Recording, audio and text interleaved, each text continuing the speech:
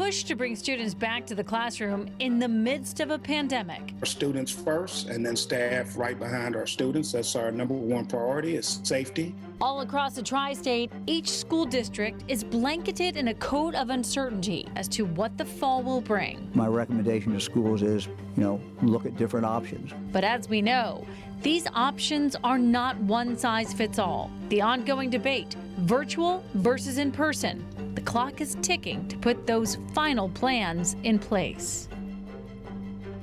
Good evening, everyone. Thanks so much for joining us for our first ever back to school virtual town hall, and it may not be our last. I'm Tanya O'Rourke. Normally this time of year, we would be talking about the best places to find school supplies and how to get the best deals. But this year is drastically different. There's a lot of uncertainty surrounding the upcoming school year due to the coronavirus pandemic. There are close to 15,000 confirmed cases in the tri-state area alone. With the first day of school quickly approaching, parents want to know, is it safe to return? To help us talk through the challenges that schools and parents and teachers are facing are three superintendents: Matt Miller of Lakota Local School District, Dr. Henry Webb of the Kenton County School District, and Paul Ketchum of Batesville Community School Corporation. Also joining us is the president of the Cincinnati Federation of Teachers, Julie Sellers. Thank you, all of you, so much for being with us tonight. I want to open the floor to all of you. I want to know what you have seen this year in preparation and planning that you have never seen or experienced before. Matt Miller, let's start with you. I just think, Tanya, first of all, thanks for the opportunity to bring us together and to talk about this huge topic for all of us that we're all dealing with right now. I think most of the time, like you said, we're getting ready for the school year. We're getting class lists together. We're prepping. Our teachers are excited. We're back in the building in about 4 weeks. This year, with all the uncertainty, it's a lot of collaboration with not only local government officials, but also state government officials. And I'm leaning heavily on our local health commissioner and infectious disease control experts from UC Health. There's a lot of collaboration going on across the state and across the region with other educators too, as we're trying to make the best of what's a very unusual situation. I'd like to go to Dr. Henry Webb. You heard him talk about having to deal more and more with health commissioners, with police, with more governmental agencies. What about the challenges that you've been facing over this summer? Yes, it's been very similar. Once again, thank you for having us and having this conversation, but it's been very similar for our district. I would simply say that typically we're looking at ways and trying to develop ways to get better as a school system, obviously focusing on safety. But at this time, we're spending a great deal of time also. Safety is our number one priority. So we spend a great amount of time, multiple hours working on safety plans and talking with our local and state health officials and our Department of Education. So we've spent a great deal of time also on the safety issue. And I imagine, Paul Ketchum, it's similar for you in Batesville? Yeah, absolutely, Tanya. Again, thank you for the opportunity to represent Batesville schools. It's been a huge lift since Friday, March 13th. That was our last day of school before the pandemic hit. So since March 13th, we've almost been on autopilot, just making sure we're checks and balances. And again, I can't credit our community enough. Our local hospital, our Ripley County Health Commissioner have been tremendous support through this process. And Julie Sellers, from the teacher's perspective, what are the challenges that you have faced since March? Well, since March, it was really a difficult adjustment for teachers. They had to spin on a dime and start teaching remotely, which was difficult. Every child did not have a computer. So the district is really putting more access to technology and internet into the homes of all children from 2nd grade through 12th. But it was really difficult. And at CFT, we immediately went into action and we started focus groups. We started having teachers give their input on what it would take for them to have a safe reopening and feel good about going back to school. We are still working on those plans in the district. I know I've been busy every single day since March 13th. That was our last day in session. And we have been working nonstop since then. The district's put in tons of hours. The teachers have been spending many hours planning and worrying.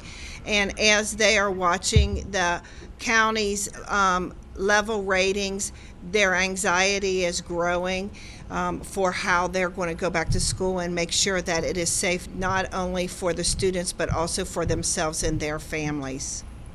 You know, across the board, parents and students have said that virtual learning this spring, when everything shut down, it just wasn't the same. Kids weren't learning enough. Teachers weren't able to teach enough. Parents were having to struggle just to help their kids and work and do everything that was necessary. So whoever wants to answer this first, we don't have a lot of time before we hit commercial break, but I promise we'll bring it back up. What are you doing to address the educational needs that these students deserve?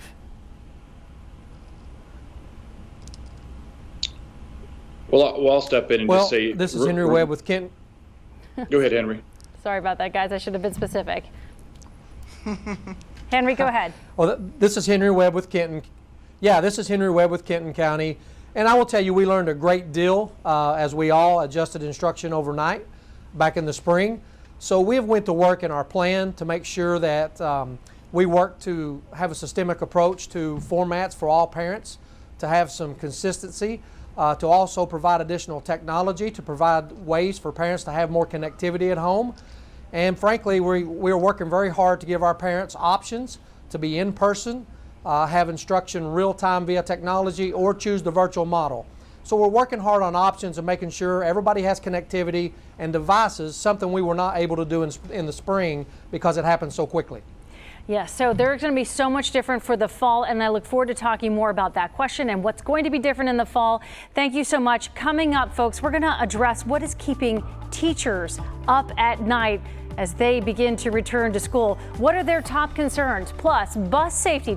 Well, it takes on a whole new meaning this fall. The steps districts are taking to make the ride to school as safe as possible.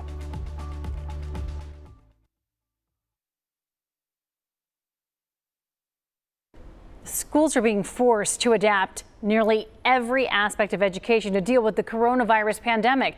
One particular area of safety concern is school buses. We spoke to Mason City Schools about their plan. Some new rules include requiring students to wear face masks, limiting capacity to only 2 students per seat, staggering release times to limit crowding outside schools, and assigning seats to help health officials with contact tracing if necessary. The district also put a lot of thought into which cleaning products it can use to quickly and safely disinfect between routes.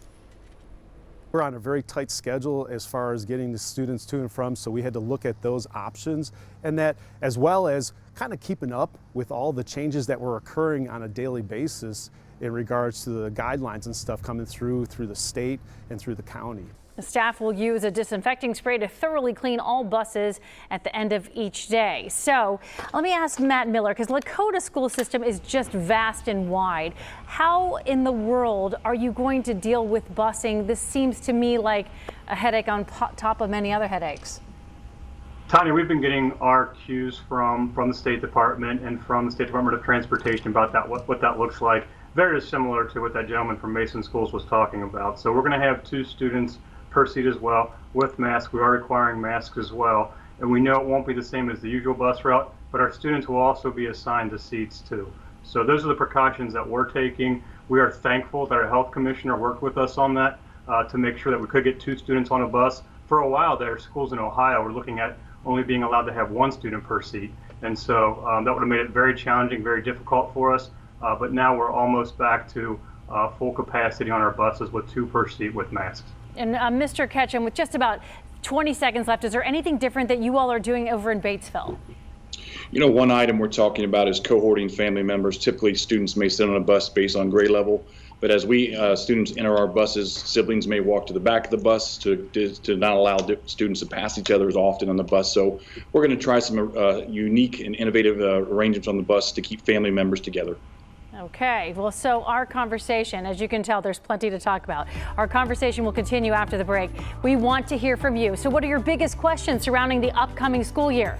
Don't forget, tag us on Facebook or tweet at us. Use the hashtag WCPO Virtual Town Hall.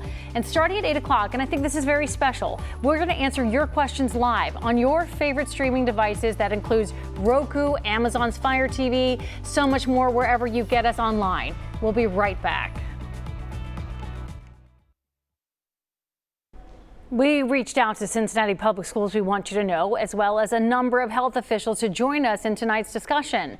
Both were too busy to participate. However, we did speak to some CPS parents to see what their thoughts are about reopening. I've heard some people talk about the choice between your child's education and making an income and making a living to support your family, right? So does one parent, if you're lucky enough to have a two-parent household with one parent, quit their job so that they can stay home and truly educate their children? Online learning doesn't work for most CPS families, including mine, and social interaction is critical. All right, so many questions on every parent's mind. I want to talk to Julie now. It's not just parents who are concerned about sending their kids back or keeping them home. Thousands of teachers will return to the classrooms, virtual or in person. So what's the conversation, let's start here, about keeping teachers safe when schools do reopen and they're back in the building? Well, I think that as the schools are reopening and it's getting closer, I think the anxiety from teachers has been growing. I do know that the district is going to do everything in their power to make sure that as students and teachers come back, there will be social distancing of 6 feet, so there will be smaller classrooms. From the surveys, parents said they want their children back as much as possible, but they also want them in a safe environment. So the board voted to have the 6 feet of social distancing, which I think is the right way to go with it. Our schools do not have that large of classrooms, and it is very important that we have smaller classes so that the students are safe, the teachers are safe, and then we have to put all of the other safety precautions in place, such as everyone will wear a mask, there will be hand sanitizing, hand washing. We will have limits on how students move around the building. We will try to keep all students small groups in pods.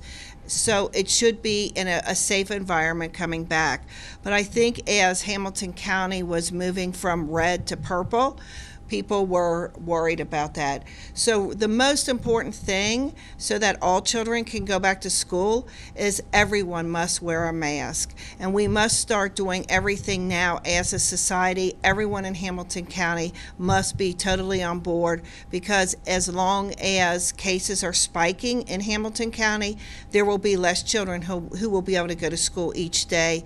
And it could be enough to trigger that schools would have to go to remote learning for an extended period of time. I don't think no one wants that. Including the teachers. But health is obviously a top priority. Dr. Webb, the Kenton County Board of Education just approved a guidance document for reentry, and one of those guidelines provided by the Commonwealth is that you have to check the temperature of every student before they enter the building. Is that even feasible?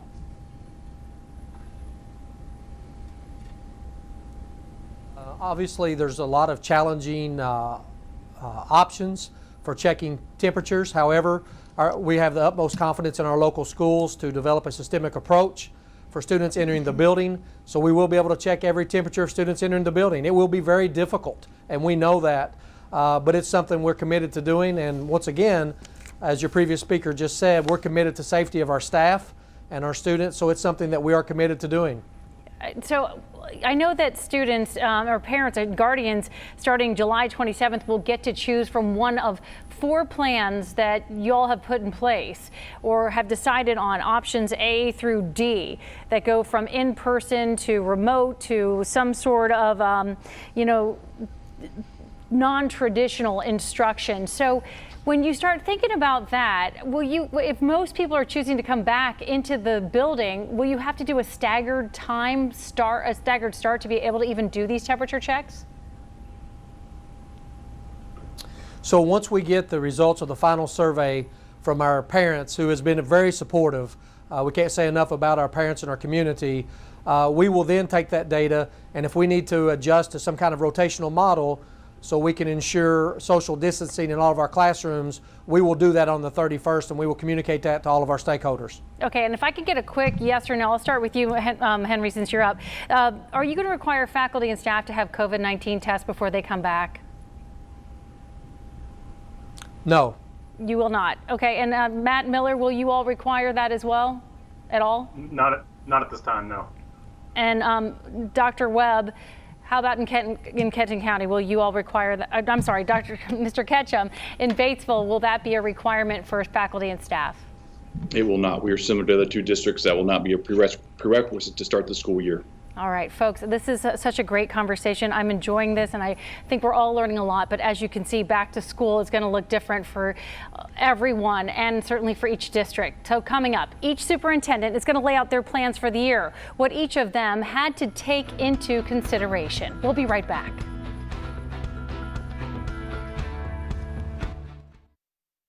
Welcome back to our Back to School virtual town hall. Each state has different factors to consider when deciding on a reopening plan, not to mention those plans can differ from district to district. So I know these plans are very detailed, but while I have all of you here, I want each of you to explain what exactly your plan entails, but I need you to do it in about a minute. So Dr. Webb, let's start with you. What does the fall look like for Kenton County schools? Well, let me quickly say a special thank you to all of our Team Kenton family for the hard work in putting our plan together, our local and state public health officials. Our plan obviously focuses on safety, following the health guidelines from state and local officials while giving parents choice who may not want their kids to come back to school to in-person learning. But we think we have appropriate steps in place to mitigate the risk while at the same time enabling our kids to return to in-person instruction that I think we'd all would agree is the very best form of instruction for our kids. So our plan is very robust. It's online at our district website at Kenton County Schools, and we really believe that the work that's went into this plan and the teamwork and the approach from all of our stakeholders will ensure we can keep everyone safe to the maximum extent possible. Thank you so much. All right, Matt Miller, Lakota Schools considered a number of options. Tell us about Plan A, which goes into effect next month. We're starting, Tanya, thank you. We're starting with Plan A, which is K-12, everybody back in school 5 days a week with proper safety protocols. Everyone's masked up, social distancing enforced, cleaning procedures. That's our goal. That's what we're starting with now. We also have Plan B, which is a hybrid option for our students in grades 7 through 12. That'll be essentially half-time in school, half-time remote. But our K-6 students will be able to go to school. We're going to have more social distancing for that group. But we started with our K-6 kids in school because we also know that it's important for them to have that face time with their teachers, but also we know that our communities and families need to get back to work. So we're trying to balance that out in the safest way possible. Plan C for Lakota is our remote learning plan, which is Remote Learning 2.0, a lot different than what we did in the spring. In the spring, we had to flip the switch and go. This time we were able to build things out more fluid, more robust, and so that'll be our option if we can't be in school at all. And then we have the Lakota virtual learning option, which is a standalone option for all of our students in grades K through 12. Essentially, it's Lakota teachers building out our own curriculum. We invest it in our own staff. And so this is going to be a program that goes on even after COVID-19 is over. And our parents, I think, have been incredibly thankful for that option. So if they want to do the Lakota virtual learning option, they can for the semester or the whole year. And let me finally get it, Paul, in while we can. Families in Batesville, they have the option for in-person or online classes. Explain what that looks like. Quickly, please. Absolutely, they do have that option to be on site or online. We have a program called Bulldogs Online, which is for those families who choose to have learning at home. But our rolling start model is different than the other schools. We have some options for students to come in the first day. Our first day of school have K, 6, and 9 come in. The second day we'll alternate those students, and we're just going to make sure we take it slow and do the proper things to safely train our students and staff on the new processes. I gotta ask, did it make your head spin having to sit and think about how to do this and do it to make everyone happy? I just accepted early in this process that I'm not going to make everybody happy, but I'm going to do my best to make the best decisions to keep our staff and students safe while delivering the best instruction we can. Okay, well, let me just say this. All of you have had an incredible amount of work to do over the summer. I can't imagine that in any way, shape, or form this has been a relaxing summer. I want to thank each and every one of you. Matt Miller from Lakota Schools, Dr. Henry Webb from Kenton County Schools, Paul Ketchum from Batesville Community Schools, all superintendents, and Julie Sellers, the president of the Cincinnati Federation of Teachers, for being with us on our TV time. But you're not going anywhere, and that's fantastic. Well, that's the end of our TV time. Our conversation is going to continue. We want you to do this. We want you to turn on your Apple TV, Roku, and your Amazon Fire Sticks right now. Here's what we're going to do. You can join us on Facebook Live too, by the way.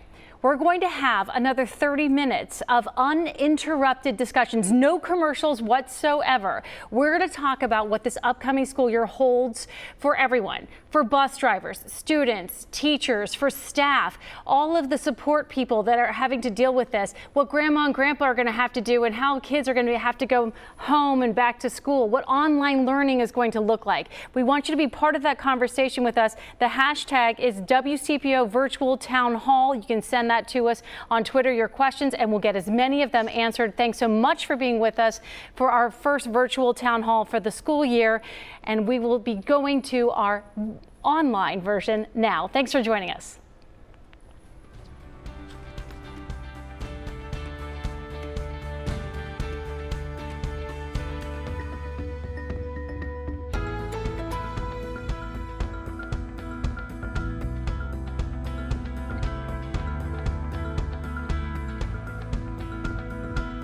WCPO 9, recognized by the Ohio Valley Emmy Awards for overall station excellence.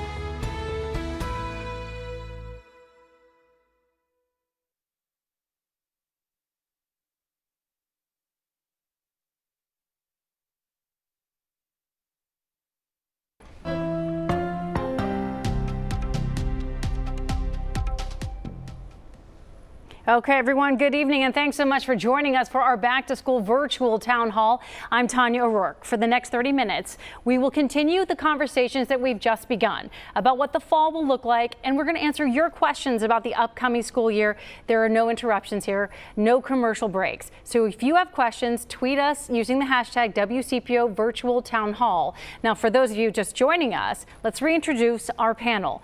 I'm joined by Superintendents Matt Miller of Lakota Local School District, Dr. Henry Webb of the Kenton County School District, and Paul Ketchum of Batesville Community School Corporation. Also joining us is the president of the Cincinnati Federation of Teachers, Julie Sellers. Now, you all briefly just discussed your plans for the fall. It's amazing that we're just weeks away from the first day of school, and with the growing number of cases, do you think that these plans will change in the coming weeks? Let's start with you, Matt Miller. That's the question we're all waiting for. So our first day is 4 weeks from today, Tanya, and I do think there's a potential for us to change, whether we start with Plan A, which is our intent now, or we go to remote. And we still have that virtual learning option for any parent that wants to take advantage of it. I guess my big concern right now is when we went to remote in the spring, our teachers and students already had the relationship. I mean, we care about kids, we want to take care of our kids, and we want to take care of our staff too. They had those relationships established, and then we flipped the switch to remote. I'm worried if we start the school year in remote that those relationships between our teachers and our kids haven't been established, and we're going to have to do that through Zoom, which just isn't the same. So there are a lot of factors that we're weighing, but you know, Butler County is one of the red counties so far, and I know we got a little bit better today, so I'm just hoping that everybody masks up and that trend continues. And before I move on, I will mention, I was talking to a neighbor of mine who's a teacher in high school, and he said he teaches kids who have a harder time learning or learn in a different capacity. And he said it is utmost importance for the first 2 weeks, and especially the freshmen are in school so that they can get some sort of a relationship with each other so that he can teach them remotely if necessary, because if they don't have that relationship with him, then they're never going to appreciate what he's saying to them. They won't have that connection. That's what you're saying here, right? Yeah, absolutely. I could not agree more with that teacher that you spoke to. At Lakota, not just this year, but every year for the past couple of years, we spend the first 2 days of school not working on curriculum or cracking the books. We do it on culture, on building culture within the building, and on building relationships. And so that's going to be much harder for us if we have to start out with remote learning to do that, for just the very reason you said. So, Dr. Henry Webb from Kenton County, it seems to me that this is such a situation that every day you must be watching the news with a lot, just thinking, please let us go back to school. You certainly want to start in class, don't you? Absolutely. The reasons that was just explained are excellent reasons. Building those relationships, getting those adult-student relationships is essential if we have to go back to virtual learning full-time. So I just want to reiterate how important that is. We are monitoring the situation. We talk to our local and state health officials regularly, and the Department of Education updates us weekly. But just like we told our families in our video release today, this is a fluid situation. We will continue to monitor, and we will make the best decisions for our kids and our staff, but we definitely want to start school in person if at all possible. All right, I want to get to one of our viewer questions. Jess Robertson wants to know what happens if a teacher in the child's school tests positive or has someone in their family who tests positive. In that instance, would the entire school have to quarantine? I want to get everyone's answers on this, but let's start with Paul Ketchum from Batesville. Yeah, no, as of today, our school corporation has mandated masks, and I apologize, I'm getting a lot of feedback. So with that, our Ripley County Health Officer has stated if everybody in the corporation is masked up and there's a positive case, we wouldn't have to necessarily close down the entire school. So with that, it's important, as Matt said earlier, for people to mask up and to make sure we take care of each other. We have a personal responsibility. So the quick answer is no. If a teacher is positive and the students and staff are masked up, no, not necessarily. We would not have to close down the school. So what would happen in that case potentially? I mean, I know there's so many questions. I mean, so many different types of things that could occur. If it's like one kid in grade 6 in math class, do you just send all those kids home? Again, the importance of being masked up, our Ripley County Health Officer has assured us that if our students are masked up and they protect each other, a positive case does not necessarily mandate a closure of any type. So that's the important part of wearing the mask, along with social distancing, hand washing, regular cleaning, all the layers that should be involved in our plans. It seems like the mask has become the polarizing portion, but it just makes sense. Let's protect each other and let's get our kids to school 180 days. Dr. Webb, could you chime in on this? What would happen in your district? Sure. We actually have a decision tree that is linked in our document that gives the examples of what would occur if a student or staff tests positive, or somebody in their home tests positive, or if they have a temperature. So very similar. For example, if all of our students and teachers were following appropriate protocols, teacher tests positive, we would contact the health department, contact tracing would occur. We have forms that teachers would fill out or students' families would fill out, and that may or may not result in one person being quarantined, a classroom being quarantined, and obviously if we had an outbreak, it could be a whole school. The whole purpose of our guidance and keeping kids together is to reduce contact and follow social distancing guidelines, which very similarly would reduce the need to quarantine and send people home. And I would guess, Mr. Miller from Lakota Schools, is it sort of like when there's a big giant flu outbreak in schools anyway, if there's a huge outbreak of flu, there are a lot of kids staying home, you're just going to shut down school. But if there's just one kid, that's not going to shut everything down? That's correct. Very similar to the other two gentlemen. We would be in contact with the health commissioner. She would make the call who's going to be quarantined, who's not. If we're all wearing masks, it's not 100%, but it's more likely that it's just going to be that one individual that would be quarantined. If we, for some reason, weren't wearing masks, that number is going to be a lot higher. Of course, we're still going to watch our absentee rates and those that are quarantined and see what that number is. In case we did have a big outbreak, we might have to close the building or the district down. All right, so I want to talk to Julie Sellers here. She is the president of the Cincinnati Federation of Teachers.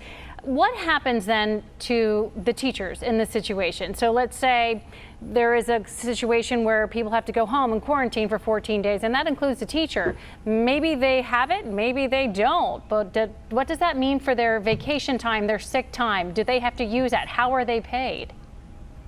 If a teacher or any employee in the United States does have to be quarantined, there are special guidelines through FMLA so that teachers will have 10 days of sick leave provided to them, because for the 14-day quarantine, it's the 10 school days with the 4 weekends. And let me ask So if there are accommodations that are through the federal government. Okay, so that's through FMLA.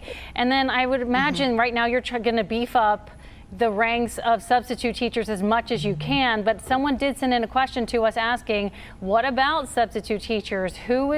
They don't get paid a lot to come in for a day and teach. So who is going to be willing to do that? Right now, the district's working really hard to identify teachers. Some of the teachers that we just recently had who were RIF'd will be able to become long-term subs or subs in the buildings. They will be able to remain at a specific building. So we are not going to have subs that are going to be going from school to school. We're going to have teachers and substitutes who will be focused on one school, possibly two, and they will go in if there is a teacher who has to go on quarantine. All right, thank you. So this next question is from one of our viewers, Lauren Slucher from Independence, and I hope I said your name right, Lauren. She says, my issue is every time kids are sick, they need a doctor's note, or the school starts sending a truancy officer. If the school has multiple quarantines, what then? A lot of parents already struggle with that as it is. A doctor visit every time they sneeze could be an astronomical cost. Matt Miller, what do you say to that? I would say, and this actually came up, so we've been doing Zoom sessions. I've been doing Facebook Live with our parents, but also Zoom sessions with staff. This actually came up in a staff session today. If we know that a child's being quarantined, we're going to work with that family so that they can, if they're quarantined and they're not sick, but somebody in their house came down with COVID-19, and they're quarantined at home, the student has an opportunity to still work on their schoolwork and a relationship with their teacher, albeit remotely, through remote learning. And so we'll know that they're being quarantined. So there's not going to be, the absence letter that comes out or why isn't your child in school. We're going to know that. We're going to cross-reference that like we always do.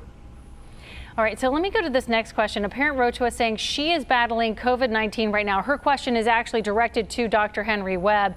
She says, we've been given 3 options to vote on, yet if 25% of parents keep their kids home, our classes are still at full capacity. Currently, they are overcrowded. How do you expect to have room for our kids to take their masks off in the classroom? If a staggered NTI in-class schedule might be the solution, then why are we not able to vote for that option? So the question is a really good question. What she's referring to in Kentucky, if students are 6 feet apart in the classroom and everybody's stationary to include the teacher, then the mask can be lowered. So when the options that are presented, when we get that data back, we will take the data of the individuals wanting to send their kids to school in person. Our schools are currently determining how many kids can be in our school buildings under the guidelines of 6-foot social distancing in every classroom. If too many kids are coming back in person, then we will go to a rotational model, and parents have an option to also choose that model on the survey that they prefer. So whether it's 2 days to rotation or 1 week on, or 3 weeks on, 1 week off, we will go to a rotational model if that occurs to make sure the numbers are low in our classrooms. So we did have another question. This is from Tanya Henry. She asked, and let me just stay with you then real quickly, Dr. Webb. She asked, would a face shield be better as a better option than masks? I could think that's more of a yes or no question, but would that be better? Well, the guidance we've gotten from state and local health officials is that a mask is required. A face shield can be utilized with a doctor's note, and that's what we have in our guidance document.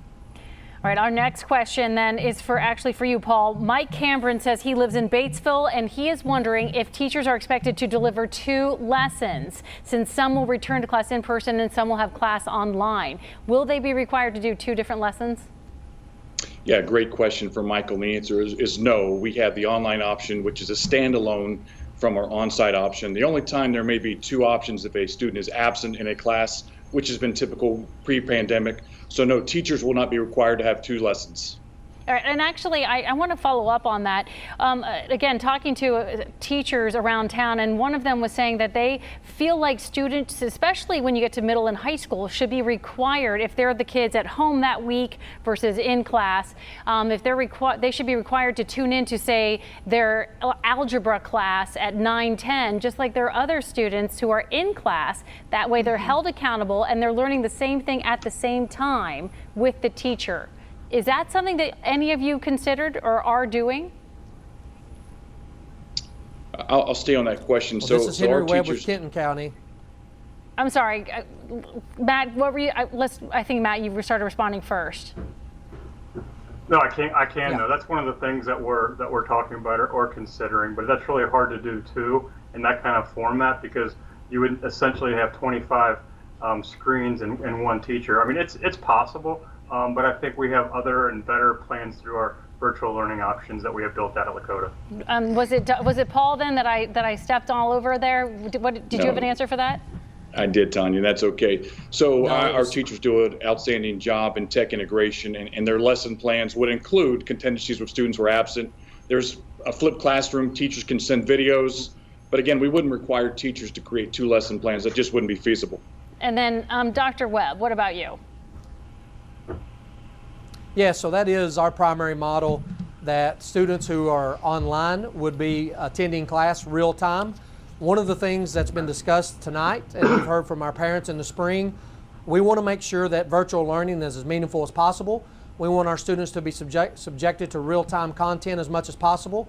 And we have the utmost confidence in our teachers. We have amazing teachers. It would not be 2 lessons. It would be 1 lesson, and all kids would be learning, regardless if they're sitting in the classroom or if they're at home. So while it will be challenging and will be difficult, we know our teachers can do this. Why can't teachers just teach via Zoom? And Julie, I wonder if this is a question that you couldn't answer for us. We had many teachers in the spring who were teaching via Zoom. That is not a platform that the district will be using this year. They will be using Google Classroom and Schoology, but it is a platform that was very successful with many teachers in many schools. The students actually loved the interaction. They liked it more than just having a lesson just put on a virtual platform.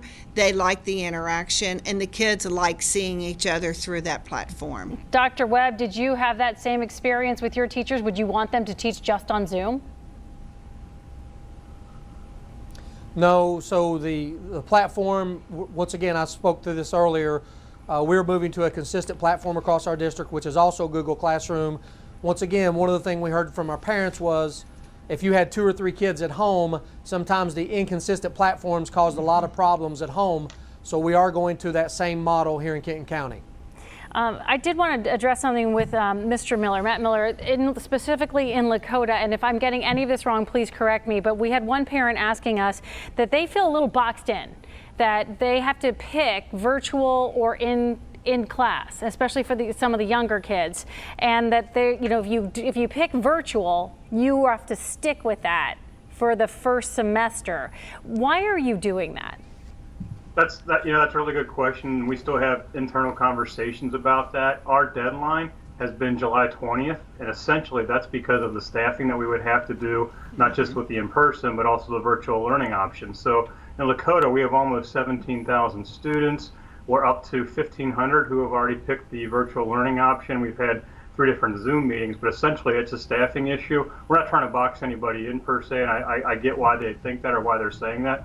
But essentially it's for programming, it's a little bit for logistics, but as I've said all along on our communications, we'll work with any parent if there's a situation that needs to be changed.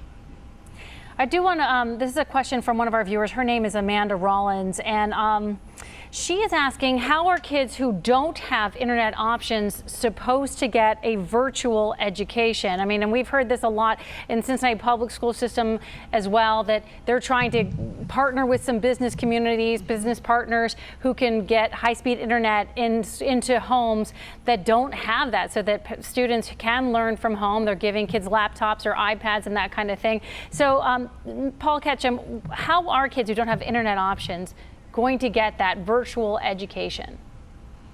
Yeah, wonderful question. In southeastern Indiana, rural Indiana, sometimes broadband access is hard to come by.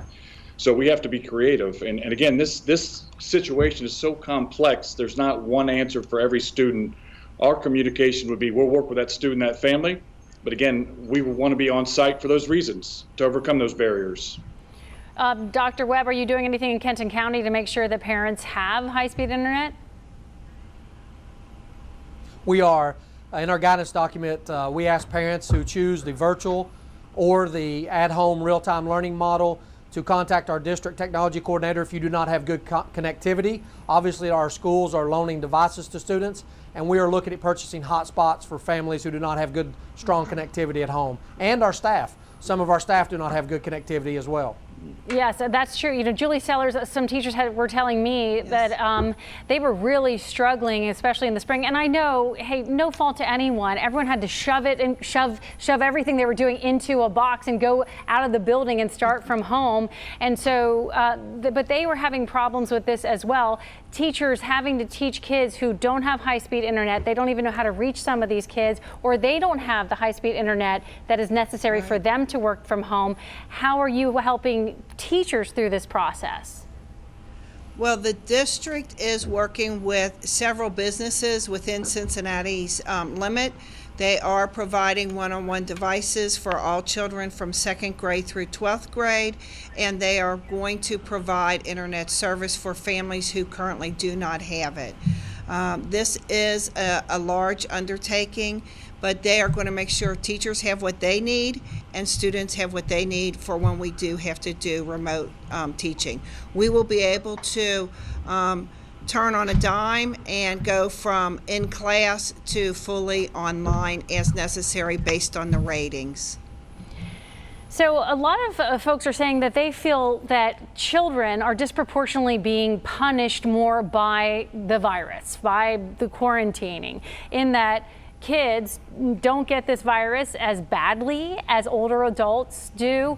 They don't seem to even show many symptoms. Now, this is not 100% across the board, but for a gigantic swath of children and younger people, they're not feeling this pandemic as much as other people. And so in other age groups, and that they are being unfairly being treated differently. They got all their school canceled, their graduations canceled, their proms canceled. Fall sports are in jeopardy. So let's talk about real quickly in this category, which is a big category. Let's talk about fall sports and how are you each dealing with that? Matt Miller, let's start with you. Well, first of all, let me just say, none of us wanted this. I mean, you're right. I mean, last year, especially those seniors, all of our kids, but especially those seniors, they were dealt a raw deal. But obviously, we didn't want that either, and we're having to deal with it and make decisions on the fly. In terms of the fall sports, just to get to your current question there, we actually are meeting superintendents and athletic directors as the GMC, as the whole league tomorrow via Zoom to talk about what the fall sports season could look like and what happens if, in the case of Ohio, if our counties go purple and we all have to go remote. So we're hoping that doesn't happen, that we continue to mask up, as I said earlier, and that Butler County, Hamilton County, and this region hopefully gets better. Okay, Dr. Webb, what about in Kenton County? How will you handle fall sports? Well, first let me say you brought up a very good topic. My heart goes out to all of the kids in our school system that did not get all the opportunities in the spring that a normal year kids would get. And here we are again in the fall talking about fall sports. And, I'm a believer in, our district is a believer in kids participating in sports and clubs. We have a goal of 100% of our kids, 4th grade and above, participating because it teaches kids so much. So we are following the guidance from a Kentucky High School Athletic Association. Right now they have limited interaction for workouts only. I guess we'll see in the next few weeks what going forward we'll be able to do as far as competition. Right now the only sport that I'm aware of is golf that can start competition on a regular basis.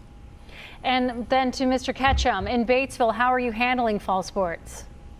Yeah, our governing body, the Indiana High School Athletic Association, provides guidelines, and they work in conjunction with the Department of Education in Indiana. So we're doing those same protocol, pre-screen temperature checks, make sure students have not felt ill before they participate in practice. But those extracurricular activities are so important to so many of our student athletes, and my heart breaks, like the other two superintendents, for those seniors who lost graduation or their spring sports or their prom. And again, we want to provide every opportunity we can for our students to have the total high school experience while keeping our coaches and student athletes safe.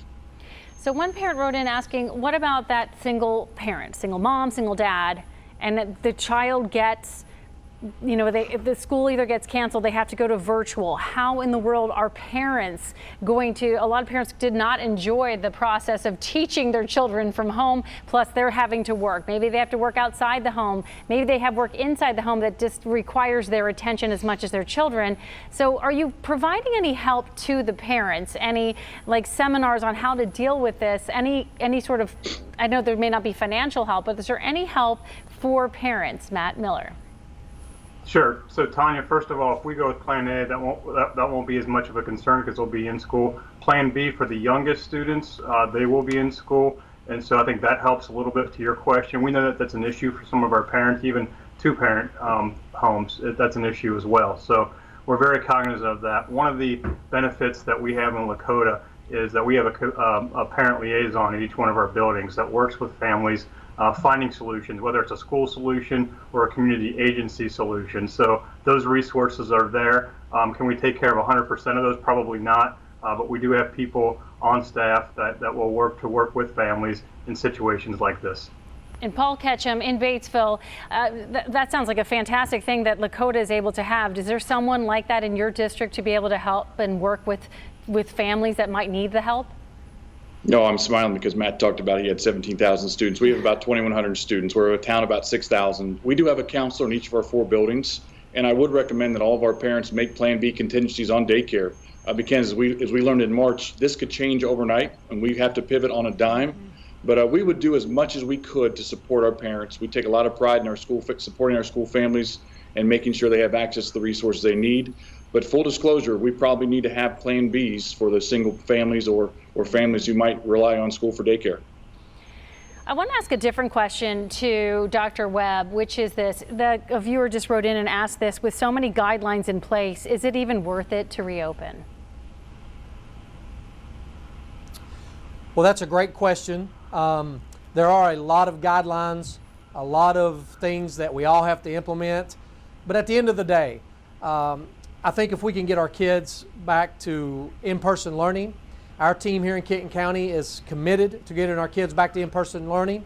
The social emotional support, the interventions, the extensions, the relationships that kids build, the services that are provided in schools that a lot of kids don't get outside of schools, all of those things are worth the extra effort, the attention to detail, and the commitment to implementing our plans with fidelity, because that's what our kids need. And if I could just add to that real quickly, you know, during this time, I think we all understand the important part that education plays for our kids across America and our economies and our families. And getting our kids back in school is something that is necessary for all of us. I want to ask that same question. I agree with you, by the way, about getting them back in school. Julie Sellers, is it worth it to reopen? It all depends what the rating is. If we are at a high level of 3 or 4, the red or the purple, I think that there's going to be too much risk. There are school districts in Texas, they tried to reopen early childhood centers, and they opened on June 1st, and by June 11th, they shut down because the cases had spiked so much, and that caused a lot of the spread. And it was equally contagious for the students and for the teachers. And so, but I think everyone needs to make a plan. It will take a village to get through this. I have faith that everyone will come together to do what is right for all children, and that we will make the best of the situation so that students can be successful and teachers can be safe. I like that. It's going to take a village for sure. Now, the American Association of Pediatrics strongly has advocated for students to go back to school, back into the school building, if at all possible. And part of the reason they're advocating for that is that, well, they need the social interaction of being with other kids, of being with their teachers, of having to sit in a place and have to sit still and listen and take notes and learn all of these social cues too. So I wonder if you could each answer this question. Paul, let's start with you. Categorically, I think you could make an argument for each of these categories, but elementary, middle, or high school students, by not being in school so much, who is suffering the most, do you feel? I'll take it one step, and I'm sure everybody in this call has not slept well since March 13th, but I worry about underserved students, those students who don't have food insecurities, who have been abused, they've been out of school for 4 months. They don't have a voice right now. Administrators, parents, teachers have had a voice. I think we shouldn't forget about the voice of those students who need our services just to feel safe. So again, whether it's elementary, middle school, or high school, schools are so much more than an academic institution. They are a safe place for students to grow, and we want to give them a fertile soil to cultivate to be successful citizens. Dr. Webb, to continue on that and then to address the question I originally asked, there is a fear of this huge divide that might be getting wider and wider because of this pandemic, because kids are having to be home more and not at school, which is often a safe haven for them. But also answer the question, who do you believe suffers the most categorically, elementary, middle, or high school students because of this? Well, once again, I'm going to agree with our previous speaker. You know, the students in the gap populations, the students who need school more than other students. You know, I will tell you that I think not being in school is not good for any student. However, we do have some students that excel more outside of school than others. So those students who need to be with us the most are obviously suffering the most. But at the same time, all kids function differently, and we want to be able to meet the needs of all kids, and we do that best when they're with us. And Matt Miller, would you like to address this as well? Absolutely, and I'll agree with the other gentleman too. There are pockets of kids at each one of those grade bands that need us more maybe than some of the others that maybe don't have the support, so there's some other things that are going on at home. So it's not just by grade band, you know, younger, middle, or high school. There are pockets in all of those groups. Our kids, when we talk to our kids when we were surveying through remote learning as we prep for this coming school year, our kids miss school. They miss their teachers. They miss the interaction that comes along with peer-to-peer relationships as well. And it goes back to that social emotional piece of building relationships. And our kids miss that, and quite frankly, we miss them. If you had to pick elementary, middle, or high school, or is there a category of kids that is, I mean, just from a block of age groups that is suffering more because of being away from school? This one to me, Tanya? Yes. Yeah, I would say, you know, because I see where you're going with your question, and I totally get it. I stand by my previous answer, but what I would tell you is some of the things that we need to focus on are early literacy. So I worry about some of those kids at the younger grades with some of those issues that they can't get in a remote learning situation. And Matt, I'm going to go back through everyone on this one, but let me just, since you're up on the screen, let me just start with you. Yep. Will this change forever? What's going on right now? Will this forever change the face of education from kindergarten through high school?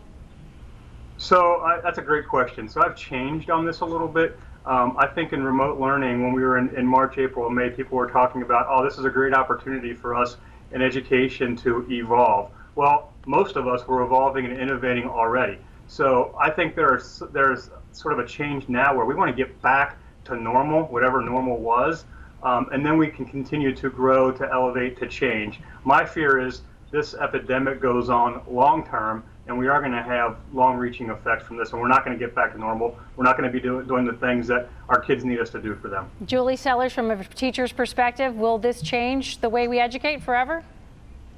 I think it will change the way we educate, but I will say this.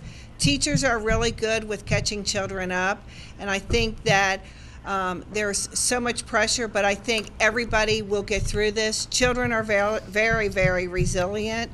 And I do think that as long as we all come together to make sure that students have their basic needs met, and when I think Cincinnati Public did a really good job with that this summer, and there were so many community partners who gave donations for things other than just the school lunches and the pack and goes.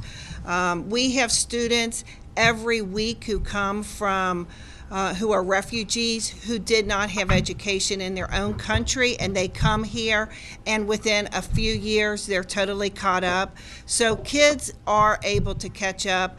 I don't think it should be as much of a panic as what we're saying, but we also need to make sure we're providing as many supports for students to be successful as possible. I cannot tell you how fast this hour has gone. I cannot ask that question of the rest of you because, and as much as I'd like to, because we're simply out of time. We didn't get to lunches. We didn't get to how do we do PE. There's so much more for us to talk about, and I cannot tell you the questions that are coming in from parents. It's astounding to me how many questions there are still coming in. All of you, thank you so much for joining us. We appreciate you giving us so graciously of your time. Matt Miller, Dr. Henry Webb, Paul Ketchum, and Julie Sellers. We certainly hope we could reach back out to you if we ever need to again. And folks, that does it for our Back to School virtual town hall. For those of you watching at home, thank you for all you do, and thanks for joining in our discussion tonight. And join us for breaking news, weather, and sports at 11 tonight on WCPO 9. And of course, we will update your headlines constantly on WCPO.com and right here on your favorite streaming services. Have a great night. WCPO 9, recognized by the Ohio Valley Emmy Awards for overall station excellence.